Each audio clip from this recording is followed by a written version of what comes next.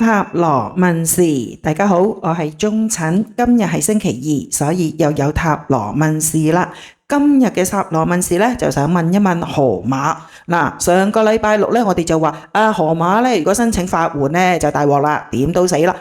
點知呢，有網友就話唔係喎，河馬可能走得甩喎，可能我又唔準喎。咁我心諗河馬打到慘白生死未卜喎，咁都走得甩，咁仲有王法嘅，仲有天理嘅，咁即是話河馬真係叻得飛天啦，冇可能，我就覺得河馬冇可能會走得甩。點知話口未完，嗰日呢，我再睇下 YouTube， 弊啦，咁嗰個網友話河馬走得甩呢，好似有可能有道理㗎喎，點解呢？點解我驚河馬真係可能走得甩呢？原來呢，河馬俾人發現啊，佢喺柴灣出沒，跟住再俾人查下就查證佢呢，可能入住咗中途宿舍。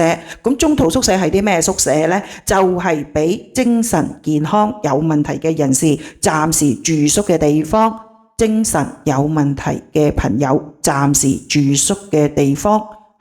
咁就估到河馬又出籠撩啦！呢隻衰婆呢，又係奸上腦啦！呢個衰婆嗰種蠱惑法呢，真係大家都諗唔到，正式係道高一尺，魔高一丈。河馬呢個衰婆呢，好嘢未必諗到，但衰嘢佢真係諗得快到無倫啊！哇！河馬可以入住到中途宿舍啊！原來呢，就可以揾個社工推薦，跟住再去覆診精神科醫生，咁跟住醫生寫紙，咁佢就可以由社工安排之下入住咗中途宿舍啦。咁入到中途宿舍，咁又會點啊？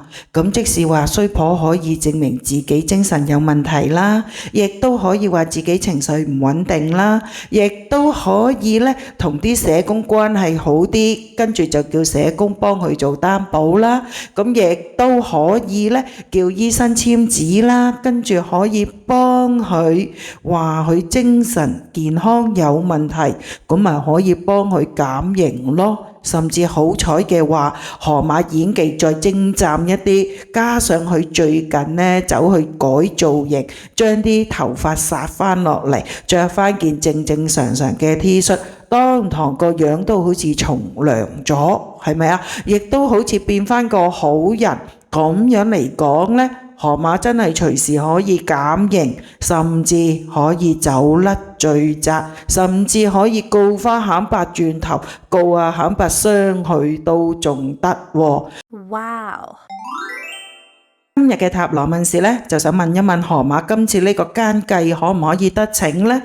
之前佢扮自己有精神病，跟住呢去睇精神科，跟住呃到張白卡，呃到張白卡之後，佢就呃到間公屋，呃到綜援啦。咁而家呢？而家佢又可唔可以再去揾精神科醫生幫佢求情呢？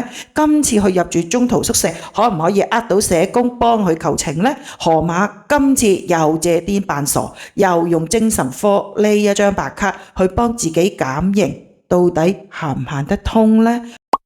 仲有而家河馬呢就係借住中途宿舍想求減刑噶嘛，咁估都估到啦，佢喺宿舍裏邊一定扮晒好人噶，應該會夾到啲舍友噶，但係河馬唔襟激噶嘛，當中會唔會有啲黑粉呢？如果中途宿舍裏邊當中有啲黑粉存在，真係你癲我都癲，你傻我又傻俾翻啲舍友嚟治翻佢呢？會唔會河馬一時抵唔住頸同啲舍友開拖呢？甚至又發生另一單血案呢？咁就唔知啦。不過河馬到底今次入住中途宿舍會係幫到佢減刑，定係完全幫唔到佢減刑，甚至食多一支回力鏢呢？好想知道到底河馬住咗中途宿舍嘅話，對佢嗰單官司係有幫助定係有傷害呢？開出嚟第一張就係聖杯九，話都似係一張黃牌喎。如果以河馬呢個衰婆嚟諗呢，就梗係坐定粒六啦。第一，佢係攞正牌入去中途宿舍住嘅，咁即是覺得第一步已經受到肯定啦。佢精神健康係有問題。跟住第二張開出嚟嘅就係聖杯二。嗱，如果你問河馬入到中途宿舍個態度好定唔好，咁一定係好啦。河馬呢啲雙面人嚟噶嘛，加上有求於人，佢一定扮晒矮仔噶，一定扮晒善良噶，一定扮晒無知好女人噶。嗱，喺呢度睇呢，佢入到中途宿舍嘅時候，佢對裏邊嘅社工一定好客氣、好謙卑啊，甚至而家佢個文藝錄呢都係咁抄翻嚟嘅。好啦，第三章啦，如果你問河馬到底住喺中途宿舍住得開唔開心，咁呢一張權杖七就好清楚話俾大家知，河馬喺中途宿舍係住得唔開心。你話佢住得慣唔慣？佢應該住得唔慣。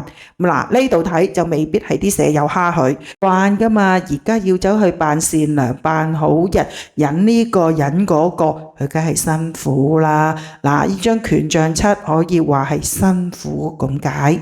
嗱，而結果呢，開到第四張牌，呢一張就係聖杯武士。